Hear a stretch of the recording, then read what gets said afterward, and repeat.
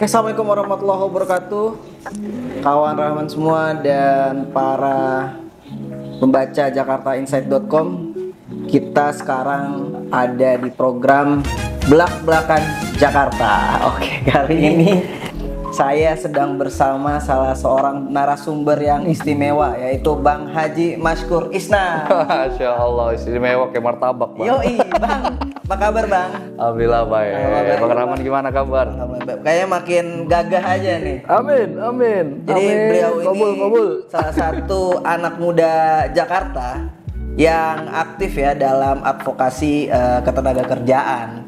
Nah, berhubungan soal latar belakang beliau nih, kita lagi mau bahas terkait apa yang ada persoalan di Jakarta, yaitu masalah ketenaga kerjaan begitu, dimana masih banyak pengangguran. Kebetulan Bang Haji ini kan sempat ini ya mendukung ya Apa tuh? gubernur dan wakil gubernur terpilih sekarang, bener ya Bang ya?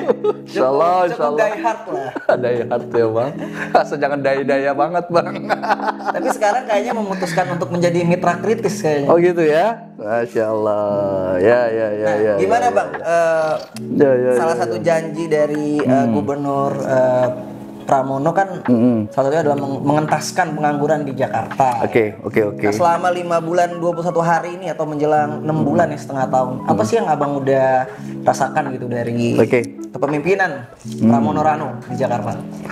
Oke, baik Bang Rahman. Terima kasih udah datang jauh-jauh ya ke kita punya kampung di Jakarta paling pinggir ya.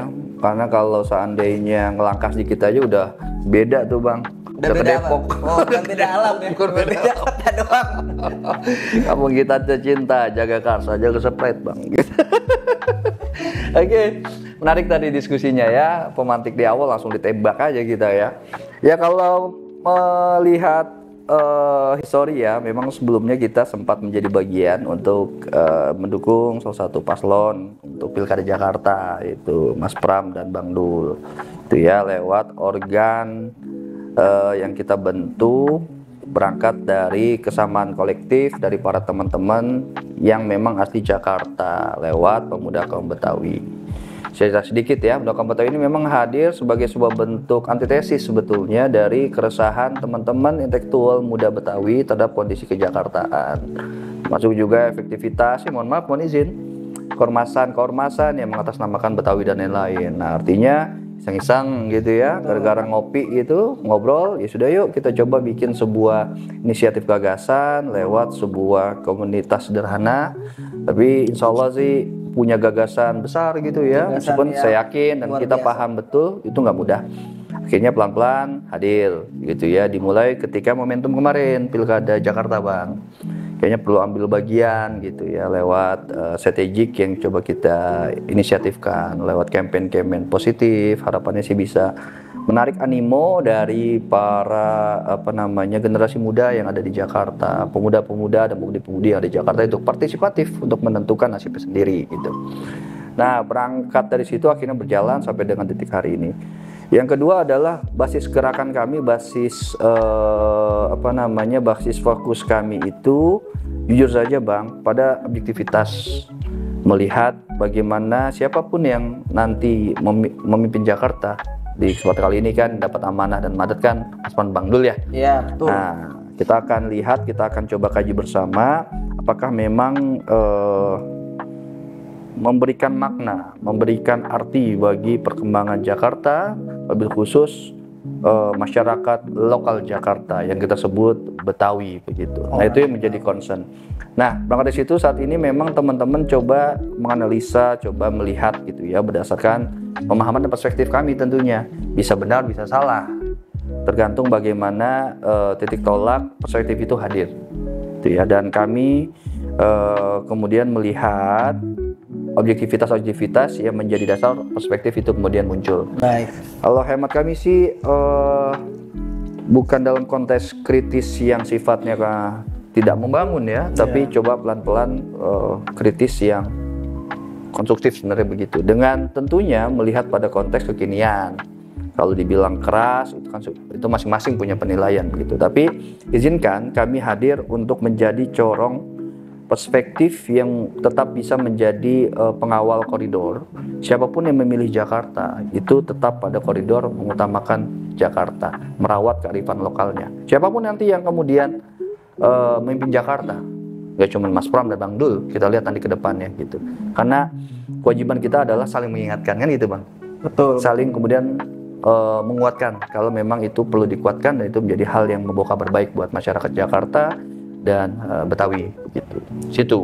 Poinnya situ sih Bang, sebenarnya sih Bang. Jadi kita langsung aja nih. Jadi selama hampir 6 bulan ini kira-kira 6 bulan ya. Udah hampir setengah tahun ya. Jadi apa sih yang teman-teman pemuda kaum Betawi ini rasakan gitu? Apakah sudah ada progres yang signifikan dari kepemimpinan Pramono Ranu?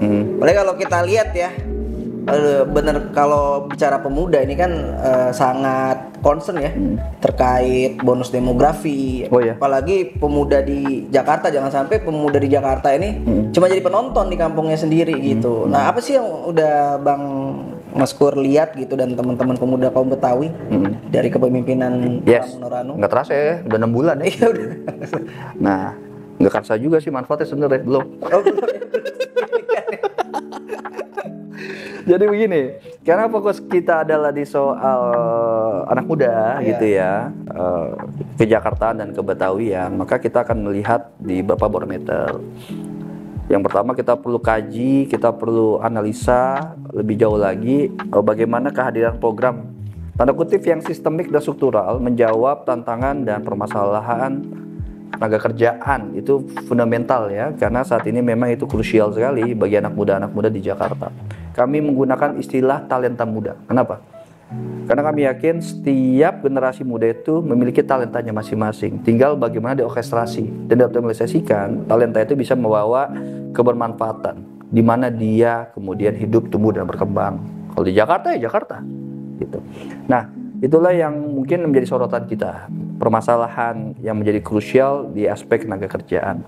Ada beberapa hal yang kita bisa elaboratif. Pertama adalah soal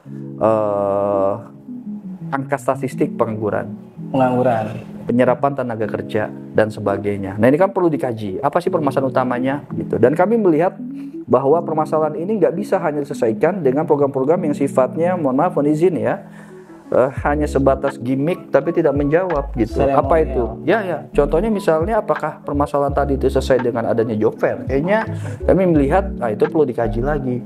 Karena kalau nggak salah ya, mohon izin dikoreksi Bang Rahman, dari program tenaga kerjaan yang kemudian diusung itu yang kami lihat hanya job fair gitu. Itu belum cukup sebetulnya. Kami pikir sih belum. Permasalahan utamanya apa gitu. Salah satunya adalah ini menjadi kajian juga ya. Kalau lihat di data-data yang kemudian muncul, data BPS misalnya, menyebutkan memang demografis natalitas itu banyak diisi oleh talenta muda, generasi Z, milenial gitu ya, paling baru alpha dan sebagainya. Menarik juga data BPS menyebutkan bahwa banyak anak muda itu tapi tidak didukung oleh basis kompetensi yang cukup, kurangnya edukasi dan sebagainya. Itu kan jadi catatan, jadi permasalahan. Jadi konsep nggak link and match gitu ya. Nah, salah satunya itu mismatch. Nanti arahnya ke situ. Yang kedua adalah kalau kita lihat dari hasil data ditampilkan oleh World Economic Forum soal future job dan sebagainya. Apa sih benang merahnya? Benang merahnya bukan job fair, tapi aduh, kita juga job fair doang lucu gitu loh. Nggak bisa nyelesain ya kalau job fair, tapi apa namanya pesertanya nggak tertampung semua kan. Nah, ini justru yang untung panitia job fairnya tuh. Iya. Dikasih tiket. Oh, boleh juga tuh Bang.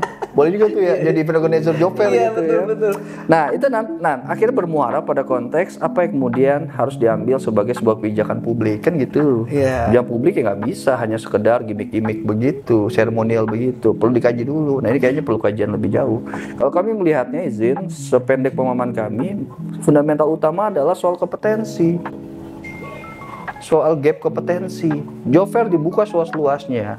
Ada job recruitment yang kemudian diperlukan, tapi ternyata basis tenaga kerja kita itu tidak bisa memenuhi hal tersebut. Jadi nggak matching. Memenuhi demand dari industri. Iya, nggak matching gitu loh. Nah, itu yang menjadi catatan. Artinya fundamental utama yang perlu diselesaikan bagaimana mereduksi gap kompetensi tersebut. Menarik kalau seandainya program salah satunya misalnya memastikan peningkatan kompetensi talenta muda Jakarta. kalau kita bicara peningkatan kompetensi kan sebetulnya di Dinas Tenaga Kerja kan udah ada BLK gitu kan. Apakah sebetulnya itu bisa ditingkatkan atau bagaimana nih Bang Maskur melihat? Betul. BLK salah satu sarannya bisa kemudian dioptimalkan. Tinggal memastikan output kompetensi yang mau di-create untuk di-develop itu apa. Ya harus dilihat pada perkembangan zaman. Tadi World Economic Forum ada kurang lebih 6 kalau nggak salah ya skill yang harus dimiliki. Ya apalagi sekarang di zaman artificial intelligence ya. Ya, salah satunya itu talenta muda untuk bisa survive dan bisa menjadi pilihan di dunia kerja gitu. Mulai dari analytical skill, communication skill, digital skill dan sebagainya. Nah, ini yang kemudian perlu dijawab, perlu menjadi tantangan bagi pemerintah Jakarta wabil khusus untuk bisa menghadirkan program yang betul-betul menjawab tantangan struktural dan sistematiknya gitu loh. Itu yang mungkin bisa dioptimalisasikan. Jangan lupa PAD-nya kan gede Jakarta. Masa ya buat job fair doang kayaknya agak kurang kreatif begitu, kurang keren begitu, kurang pas kayaknya ya gitu ya. Padahal hal-hal itu bisa dioptimalisasikan lewat tadi sistemik program itu, peningkatan kompetensi itu. Jakarta ini kan kota global ya. Yes. Bisa bekerja sama dengan ya kita bisa lihat sekarang bisa didistribusikan gitu untuk bekerja di luar negeri seperti itu. Yes, talent scouting, job matching.